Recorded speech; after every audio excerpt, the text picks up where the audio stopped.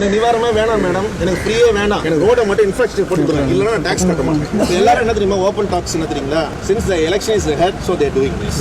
Real fact அப்படிதான் எல்லாரும் பேசுறோம்.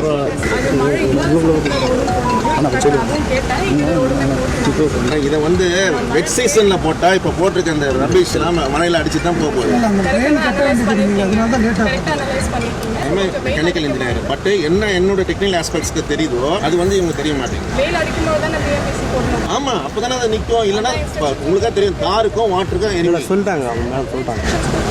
மேடம், ரோடு சரியில்லை, நான் டாக்ஸ் கட்ட மாட்டேன், என்கிட்ட இந்த விளக்கெல்லாம் சொல்லாதீங்கன்னு கலெக்டரையே திணற வைத்த நபர், எலெக்ஷனுக்காக தானே இப்படி பண்றீங்க என்று சரமாரியான கேள்விகளால் துளைத்தெடுத்த நபரின் வீடியோ வைரல். ஒன்றும் பேச முடியாமல் திணறி போய் திகைத்து நின்று பார்த்த கலெக்டர். வடகிழக்கு பருவமழையானது அங்கங்க பரவலா பெய்ஞ்சுக்கிட்டு இருக்கிற இந்த நேரத்துல செங்கல்பட்டுல இருக்கிற கூடுவாஞ்சேரி ஏரியானது முழு கொள்ளளவை எட்டி நிரம்பி வழிஞ்சுகிட்டு இருக்கு. ஏரியோட கலங்கள் வழியா உபரி நீரானது வெளியேறிக்கிட்டு இருக்க இந்த சூழல்ல கூடுவாஞ்சேரி மகாலட்சுமி நகர் உள்ளிட்ட குடியிருப்பு பகுதிகளில் படிப்படியா தண்ணீர் புகுந்து உயர்ந்து வரதுனால பொதுமக்கள் பெரும் சிரமத்துக்கு உள்ளாகி இருக்காங்க. அப்பதான் பொதுமக்கள் ஆய்வுக்காக வந்திருந்த மாவட்ட ஆட்சியர்கிட்ட அந்த பகுதியில வெள்ள பாதிப்புக்கு காரணமான அடிப்படை கட்டமைப்பு பணிகளை குறைபாடுகளை சுட்டிக்காட்டி ஒரு கேள்வியும் எழுப்பியிருக்காங்க.